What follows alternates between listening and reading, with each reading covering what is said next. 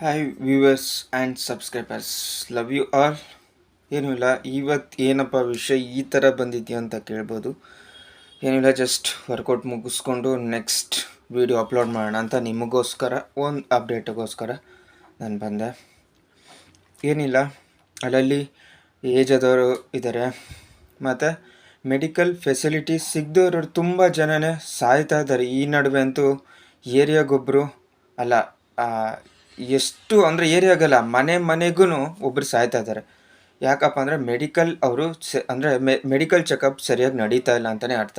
ಅಂದರೆ ಅವ್ರ ಹೆಲ್ತ್ ಬಗ್ಗೆ ಕಾನ್ಷಿಯಸ್ ತೋರಿಸ್ತಾ ಇಲ್ಲ ಅಂತ ಅರ್ಥ. ಅವ್ರಿಗೆ ಅಷ್ಟು ಟೈಮ್ ಆಗ್ತಾ ಇಲ್ಲ ಅಂತಲೂ ನಾವು ಅರ್ಥ ಮಾಡ್ಕೋಬೋದು ಅಷ್ಟೇ.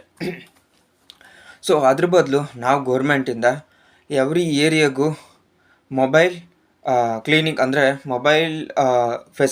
ಮೊಬೈಲ್ ಕ್ಲಿನಿಕ್ ಫೆಸಿಲಿಟೀಸ್ ಕೊಡಬೇಕು ಅಂತ ನಾನು ಕೇಳ್ಕೊತೀನಿ. ಸೊ ಇವತ್ತು ಸಹ ನೋಡಿದೆ ನಾನು ಕದ್ರೇನಹಳ್ಳಿ ಹತ್ರ. Thank you. ಅದೇ ಥರ ಪ್ರತಿಯೊಂದು ಏರಿಯಾಗೂ ಮೊಬೈಲ್ ಕ್ಲಿನಿಕ್ ಅನ್ನೋದು ಬರಬೇಕು with the cost of government. Free ಫೆಸಿಲಿಟೀಸೇ ಕೊಡಿ, ಎಷ್ಟೋ ಜನಕ್ಕೆ ಹೆಲ್ಪ್ ಆಗುತ್ತೆ ಇದು ಅಂತ ಕೇಳ್ತಾ ಇಲ್ಲಿಗೆ ನಾನು ನಿಮ್ಮಲ್ಲಿ ರಿಕ್ವೆಸ್ಟ್ ಮಾಡ್ತಾಯಿದ್ದೀನಿ. ಇನ್ನೇನು ಇಲ್ಲ, ನೆಕ್ಸ್ಟ್ ಇನ್ನೊಂದು ಕೆಟ್ಟ ವಿಚಾರ ಅಂದರೆ ಏನಪ್ಪ ಅಂದರೆ ಇವತ್ತು ನೋಡಿದೆ, ಅಂದರೆ ಒಂದು 9 ವರ್ಷ ಬಾಲಕಿ ಅತ್ಯಾಚಾರಕ್ಕೆ ಒಳಪಟ್ಟವ್ರೆ. ಯಾವ ಥರ ಅಂದರೆ ಸೊಸೈಟಿ ಹೋಗ್ತಾಯಿದೆ ಅಂತ ನೀವೇ ನೋಡ್ಬೋದು. ಈ ಥರ ಆದರೆ ತೆಲಂಗಾಣ, ಕೇರಳ ಎಲ್ಲ ಕಡೆಯೂ ಸುನಾಮಿ ಆಗುತ್ತೆ. ಈ ಥರ ಹೆಣ್ಮೇಲೆ ಕೈ ಇಕ್ಕಿದ್ರೆ ಹುಷಾರಾಗಿರಿ, ಈ ಥರ ಎಲ್ಲ ಮಾಡೋಕ್ಕೆ ಹೋಗ್ಬೇಡಿ. ಇದೇ ಪರಿಸ್ಥಿತಿ ಬೇರೆ ಕಂಟ್ರಿಯಲ್ಲಿ ಆದರೆ ಕಂಬಕ್ಕೇರಿಸಿ ಅವ್ರನ್ನ ಸೀಲ್ತಾರೆ.